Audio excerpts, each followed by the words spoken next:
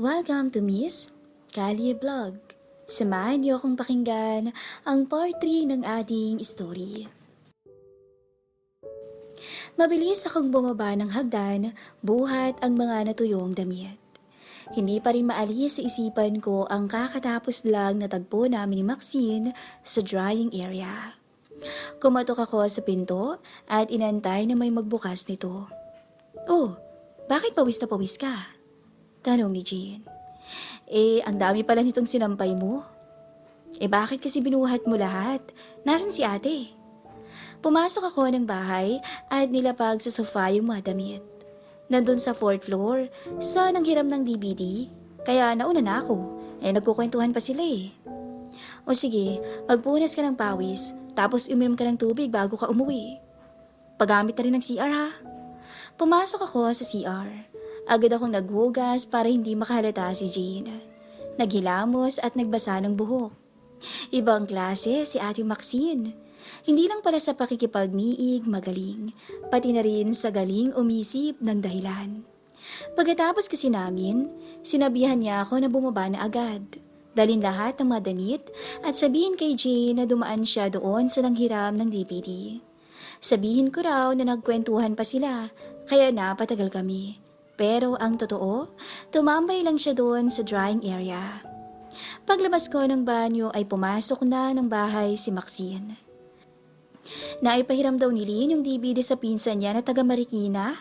Sa Martes pa may sasoli. Nakakainis. Naks, dahilan at palusot ah. Kinuha ko na ang backpack ko at nagpaalam na akong umuwi. Lumipas ang ilang linggo. Hindi na nasundan yung huling namagitan sa amin ni Maxine. Bihira ko na rin siyang makita sa bahay o makatext. Kami naman ni Jane, ganun pa rin. Madalas pag weekdays, tambay kami sa kanila. One Friday, mga 4 p.m. Nakatambay lang kami kina Jane. Mga 1 linggo na lang at patapos na ang semester. Gagraduate na si Jane. Nakaupo kami sa sofa, nanunood ng TV. "May gala kaming barikada next weekend. Pwede akong sumama?" tanong nito. "Sinabi ko na sa'yo yan, di ba? Masasabihin mo lang kung saan yun, no problem." Finals na kasi next week. Hanggang Friday lang yung exam namin. Nag-aya sila Daisy na magpunta sa house nila sa province. "Saan nga yun?" "Nagdaw eh. Alis daw kami ng Saturday ng 4 a.m. 3 a.m. dapat nasa airport na kami." "Okay, kailan balik nyo?" "Tuesday ng hapon. Wala naman na kaming pasok nung week na yun. Aayusin na lang requirements tapos graduate na ako Byron." At ngumiti siya sa akin. "I am happy for you." Hinalikan ko siya at gumante naman siya. Ang bango-bango ng hininga niya at amoy na amoy pa ang buhok na bagong paligo. Kakatapos lang namin gumawa ng milagro bago siya naligo at tinabla na naman agad ako sa kanya. Humaplo si Jane sa ibabaw ng pantalon ko. "Oh, bakit galit na agad to? Kakatapos lang natin, di ba?" "Ang bango mo kasi. Nakakagigil." "Isa pa tayo? Pwede na ba kitang angkinin ngayon? Next week pamansa rin natin, di ba?" Wika niya. "Oo, sa Saturday. Nasa Naga ka naman, di ba? So, i-advance na natin." Napaatras siya at nagulat. "Ay, oo nga. Sorry, Byron. Hindi na lang ako sasama doon. Ika-cancel ko na lang." "Ano ka ba? Okay lang. We can do it some other time. Like now." "Sigurado ka ba?" "Yes. So, gawin na natin ngayon, Jane?" "Pagbalik ko na lang." "Sayang. Akala ko pa pwede ngayon." "Pagbalik ko na lang, please. I will make it up to you, promise." "Sure. No problem." Hinalikan ko siya ulit. "Ano bang pantasya mo?" tanong ni Jane. "Ha? Like, meron ka bang ibang gustong gawin para mas magpa-turn on sa'yo?" "Wala naman. Lahat naman turn on sa akin eh." Wala kang naiisip na kahit ano? Like, do it in public? O kaya naman, tatluhan? Nagulat ako. Hindi ko naisip na may mga alam siyang ganun. Tatluhan? Interesting. So gusto mo palang makipagsalo sa 2 babae ng sabay ha? Shit, This is the first time na nag-open up siya ng ganitong topic sa akin. Well, fantasy lang naman. Hindi naman sinabing tototohanin. She got me. Hinalikan ko siya. Lalo kong ginanahan ulit dahil sa topic namin. Napahaplos ako sa kanyang harapan at napadiin naman ang palad niya sa pantalon ko. Dahil pinayagan mo akong umalis, kahit mansa rin natin, may gagawin ako sa'yo. Wait lang. Wika niya. Wala akong idea kung anong gagawin ni Jane. Pumasok siya sa kwarto at lumabas na may dalang panyo. Now, you do as I say, ha? Piniringan niya ako at pinasandal sa sofa. Nakalapad na ang panyo sa mga mata ko at wala na talaga akong makita. Naramdaman ko ang hininga ni Jane sa kanang tenga ko. Bumulong siya na para bang nangaakit. Ready ka na ba? Yes, sagot ko. Dumikit ang labi niya sa tenga ko at naramdaman kong dahan-dahang naglakbay ang isang kamay niya sa dibdib ko paibaba sa dulo ng damit ko. Itinaas niya to para alisin. Shit, Jane. Anong gagawin mo? Tanong ko. Shh, tahimik ka lang. Hindi pa nga ako nagsisimula eh. Naramdaman kong tinanggal niya ang aking sintron at ibinaba ang pantalon ko hanggang tuhod. Ramdam kong nakaupo siya sa nakadiretso kong mga binti. Ang laki talaga, Byron. At agad na lumusong si Jane. Para akong masisiraan ng bait. Ngayon ko lang natamasa ang ganito. Ang pagsilbihan ng mahal mo habang nakapiring at tanging kadaliman lang ang nasisilayan. Ramdam ko ang pag-alo ng sofa at ilang sandali pa ay tumayo si Jane. Bumulong siya sa tenga ko. Diba sabi mo, interesado ka sa tatluhan? What do you mean? Tanong ko. Gusto kong isipin mo na dalawa ang babae sa harap mo ngayon. This is not really comfortable. Pero nag-e-enjoy ako. I just don't want Jane to get offended at some point. Come on, sakyan mo lang. Isipin mo may babae dito kasabay ko na nagpapasaya sa'yo. I can't. Ikaw lang ang naiisip ko. Sige na, enjoy mo lang. Mag-isip ka ng artista or yung mga babae sa site na napanood natin. Sige, I will try. Pero bakit naman sila biglang mapupunta dito? Tanong ko. Sus, kunwari nga lang Byron. Stop being the nerd. Isipin mo, may isa pang babae na nagpapakasasa sa'yo ngayon.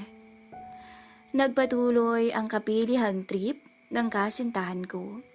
Habang nakasandal pa rin ako sa sofa at nakaluhod naman siya sa harap ko.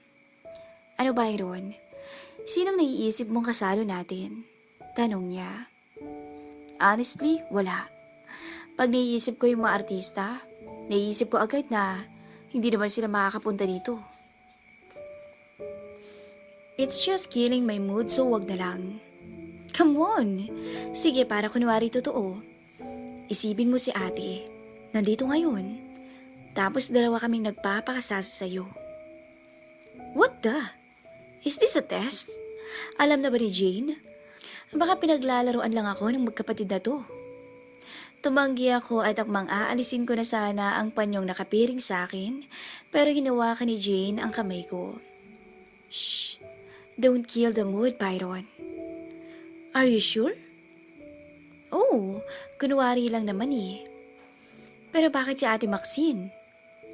Gusto mo yung realistic, di ba? O kunwari, nandito na si ate. Tapos nakita tayo. Then, sumali siya sa atin. Alright, sige. Good boy. Sinunod ko si Jean. At sa isip ko, si ate nga ang nasa harapan ko ngayon. Ibang naging epekto sa akin. Iba talaga pag si Maxine ang nasa isip ko. Parang totoo. At para akong masisiraan sa tindi ng tinatamasa. Pero hindi ko talaga lubosang maisip. Nahayaan niyang isipin ko ng ate niya ang makakasalo namin ngayon. Maya-maya hingal na hingal ako at nanlambot ang matuhod nang sa wakas ay mapadako na ako sa rurok. Tinanggal ni Jane ang blindfold at ngumiti sa akin. Buong akala ko ay nandoon nga si Ate Maxine, ngunit kami lang ang nasa bahay. Pumasok siya ng kwarto para magbihis. Ako naman ay nag-CR para maghugas. Nang pareho na kaming nakapag-ayos, ay tinulungan ko na siyang maghanda ng hapunan. Nag-enjoy ka ba, Byron? Oo naman. Salamat ha.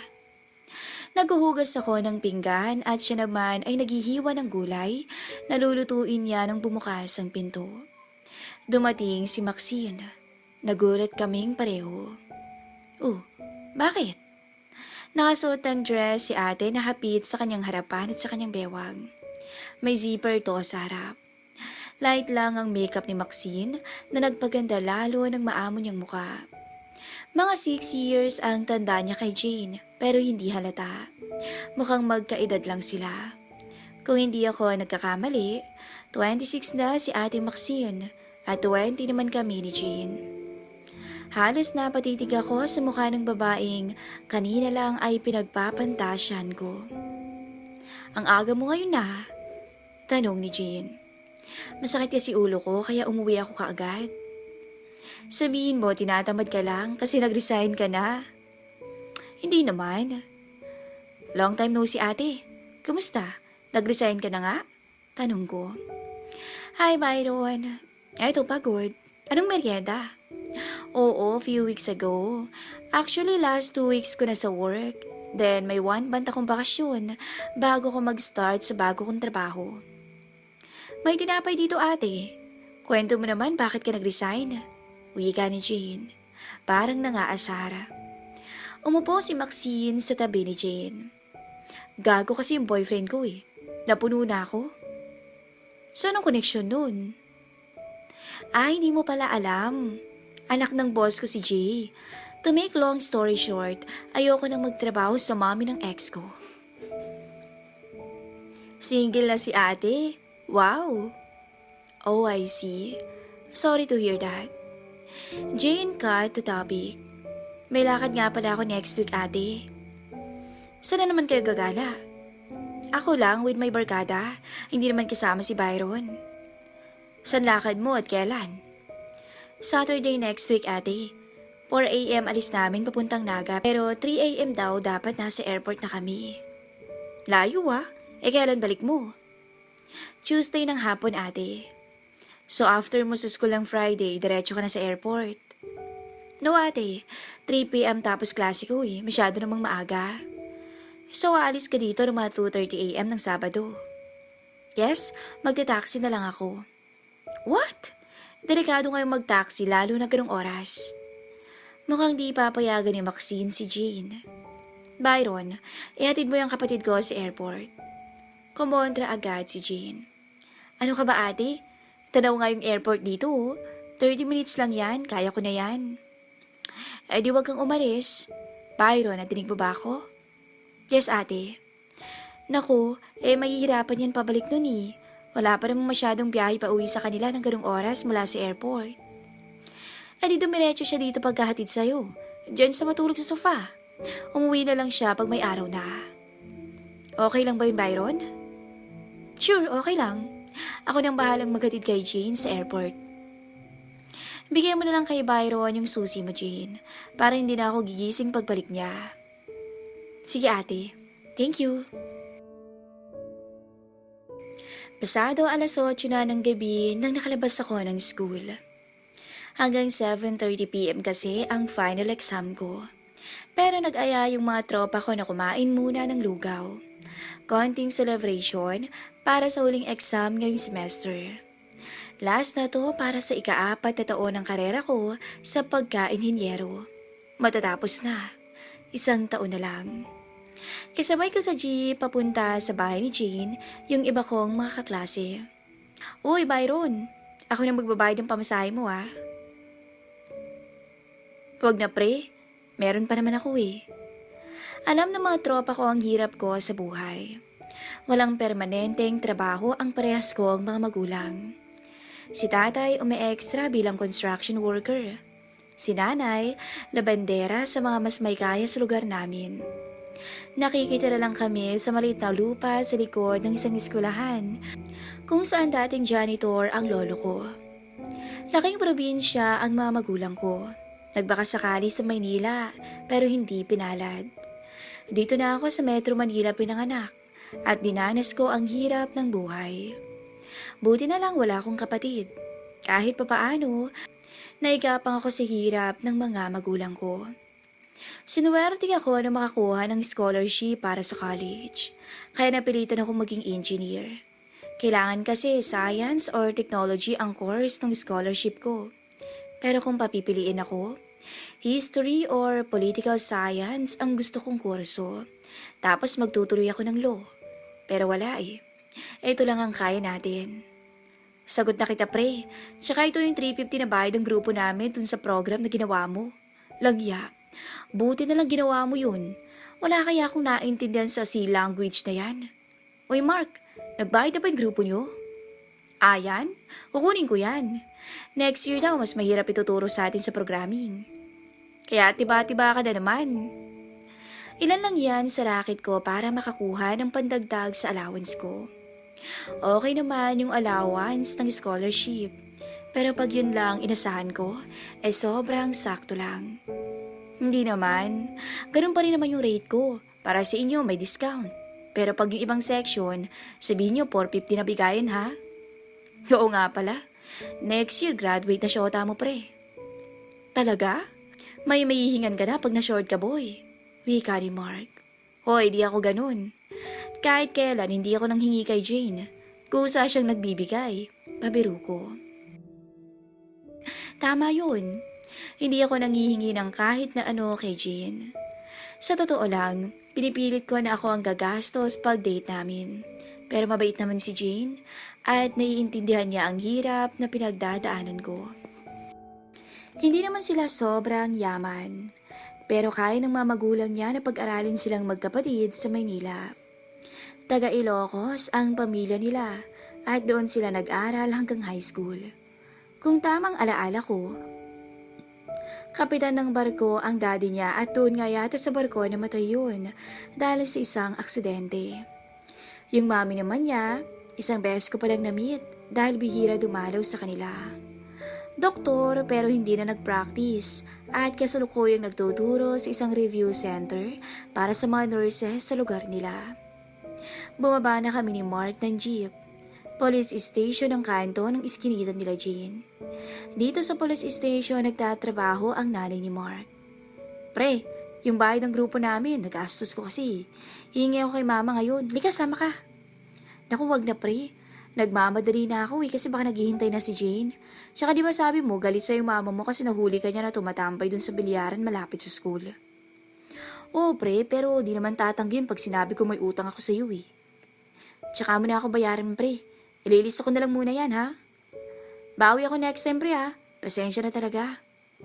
Pumasok na si Mark sa police station. Naglakad ako papunta sa apartment nila Jean. Mga isang block lang naman ang layo ng apartment nila mula sa main road. May gate ito na bakal. Malapad para makapasok ang mga sasakyan. May maliit na pinto naman para sa mga katulad kong commuter. Pagpasok ng gate, may bantay na sasalubong sa'yo. Hindi naman siya guard. Parang caretaker na naglalag ng mga bisita. Sa halos 11 months na amin ni Jane, kabiruan ko na si Rani, yung bantay. O Rani, sino nanalo sa PBA? Bati ko para hindi na ako magsulat sa logbook niya. San Miguel sir, pero mag-log ka muna, lulusot ka na naman eh. Hindi ako nakalusot. Haha, sayang, kala ko lusot na eh. Hindi pwede sir, mahigpit yung admin namin, kaya lahat ng bisita pinapalag. Talaga ba? Baka ako lang inaabala mo ah. Hindi naman sir, iniwan nga pala ni Ma'am Jane yung susi sir, bigay ko raw pagdating mo. Ha? Wala ba siya dyan? Lumabas kani-kanila lang sir, mga 10 minutes bago ka dumating. Patay kasi cellphone ko eh, baka nag-text hindi ko na-receive. Sumulat ako sa logbook. Alas 9 na pala ng gabi. Pumanik na ako sa 3rd floor at dire-diretso akong nagbukas ng pinto. Napalakas pa ang pagsara ko. Nang biglang may narinig akong sigaw galing sa CR at boses ni Ate Maxine. Jane? Ikaw yan? No ate, si Byron to. Ay, ano ba yan? Akala ko si Jane. Sige, maupo ka muna dyan. Antayin mo na lang si Jane. Naupo ako sa sofa. Sa right side ko ang pinto papunta sa kwarto nila. Sa left side naman ang pinto ng banyo kung saan nandoon si Maxine. Katapat ng pintong yun ang mismong pinto ng bahay. Nag-charge ako ng cellphone. Empty bat nga. Tumunog agad ang phone ko pagkabukas nito. Iniwan ko sa guard yung susi. Wala ka pa kasi si ate and I need to buy some essentials for my trip. Ingat ka ha. I love you. Message ni Jane. Hindi ako agad nag-reply. Bumukas kasi ang pinto ng banyo at sumilip si Maxine. Bagong paligo. Byron, favor naman oh. Pakuha naman ng towel sa kwarto.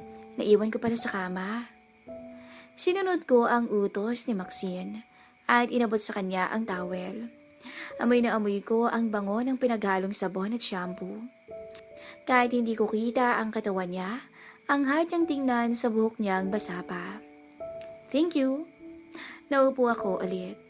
Lumabas si Maxine ng CR. Amoy ko pa rin siya nang dumaan siya sa harap ko papunta sa kanilang silid. Nakabalot lang siya ng tuwalya. Papasok na sana siya nang tumunog ang cellphone niya na nasa dining table. Kinuha niya to.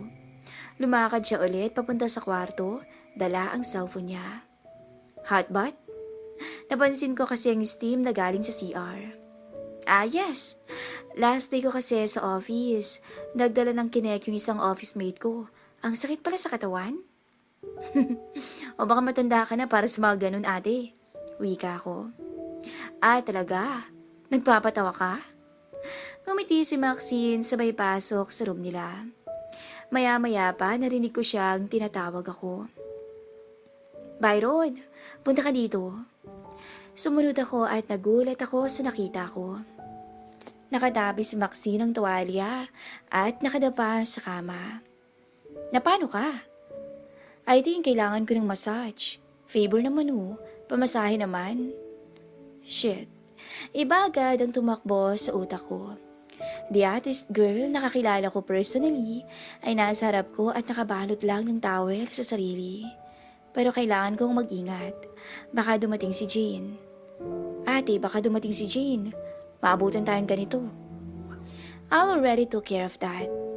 Pinakita ni Maxine ang text na sinendya kay Jane. Jane, favor naman Pabili naman ng kahit anong ulam na may sabaw sa tapsihan na binilhan natin. Tapos padaan naman ng pain relief ointment sa drugstore, please. Sige ate, pero baka matagalan na. Matraffic reply ni Jane.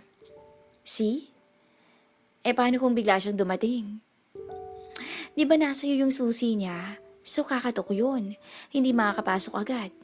Ayaw mo ba akong i-massage? Tumihaya si Maxine mula sa pagkakadapa at natanggal ang towel niya. Bumungad sa akin ang kalusugan niya na halos basa pa galing sa paliligo. Siyempre gusto ko. Good, may lotion dyan sa drawer. Kinuha ko ang lotion at tumapa si Maxine. Wala siyang suot na kahit ano dahil hindi na siya nag-abala na ibalik ang towel niya. Kitang-kita ko ang buong likod niya. Pinagiran ko ng lotion ang kanyang batok. Dahan-dahan, pababa sa balikat. Palakbay sa kanyang likod. Sinadya kong bumaba pa ng kaunti at hindi siya pumalag. Saan ba masakit ate? Sa may balakang hanggang hita. Naglagay ulit ako ng lotion at hinilot ang parting masakit sa kanya. Idiniin ko ang pagmasahe. Napadaing siya. Masakit ba ate? Sorry. No, just right. Tinuloy ko sa kabilang hita at nagtagal ako sa pagitan ng mga to. Ramdam ko ang reaksyon niya na tila na kuryente. Hindi ko itatanggi na tinatablan na ako sa mga nangyayari. Hapit ang maong nasuot ko, kaya hirap na hirap akong hindi maramdaman ang akin. Mula sa pwesto kong yun, ay inabot ko ang kanyang tenga ng aking labi at marahang ginagat. Ate, ang sexy mo. I know. Unti-unting umagat si Maxine. Gusto niyang tumihaya ngunit pinigilan ko siya. Tumayo ako at nagtanggal ng damit at pantalon at sumampa ako ulit sa likod niya.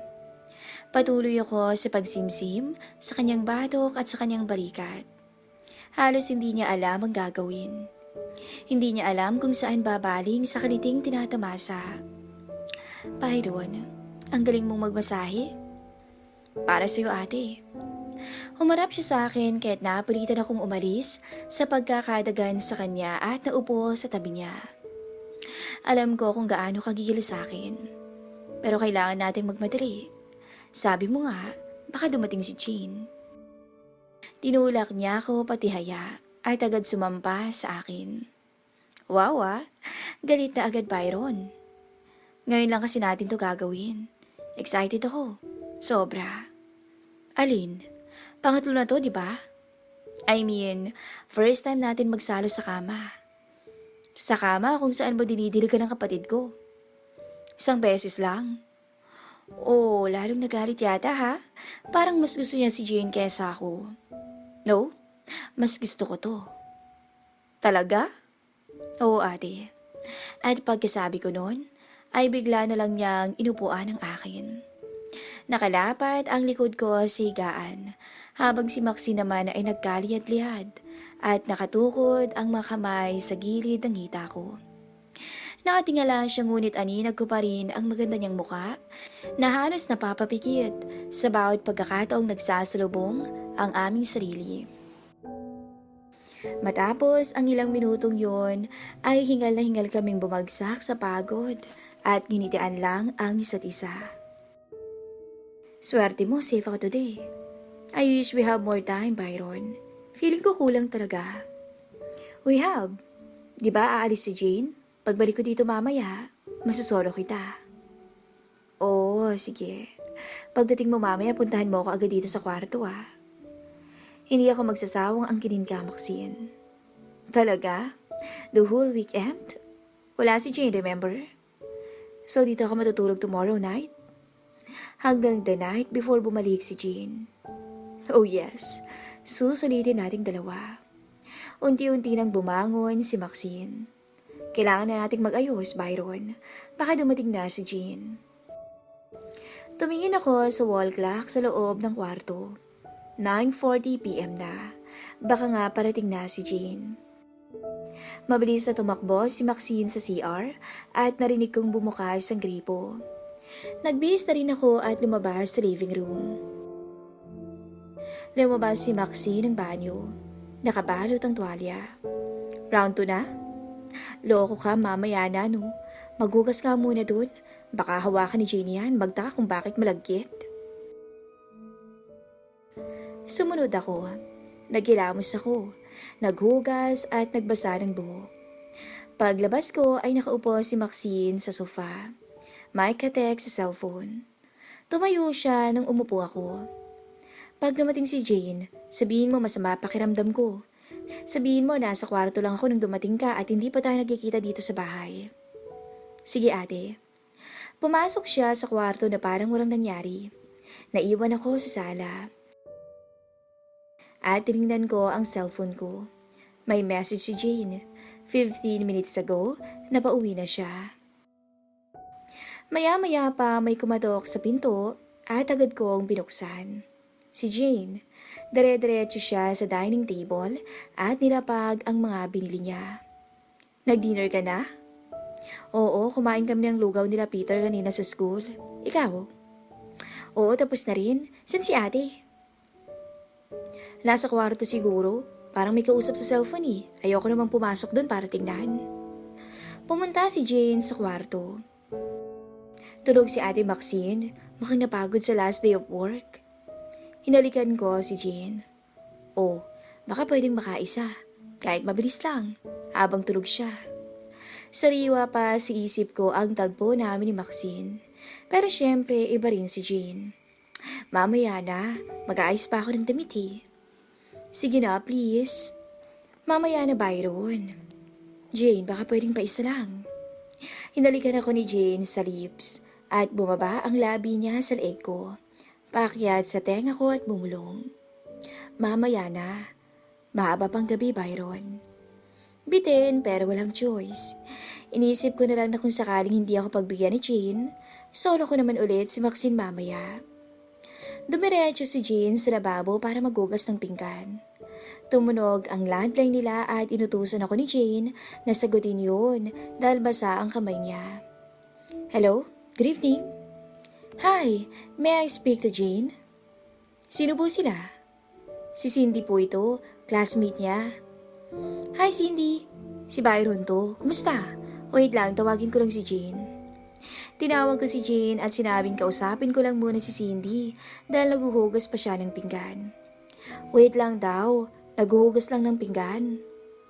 Nandyan ka na agad? Okay lang Byron, balita ko yahatid mo lang si Jane sa airport mamaya ah. Hindi ka ba sasama? Hindi eh, for the girls lang daw sabi ni Jane. I told you, kasama namin boyfriend ko, di ba? Eh syempre, house yun naman yung pupuntahan. So okay lang kung kasama mo yung boyfriend mo. Ano ka ba? Kasama din namin si Denver, no? Denver? Si Denver Cruz? Tanong ko.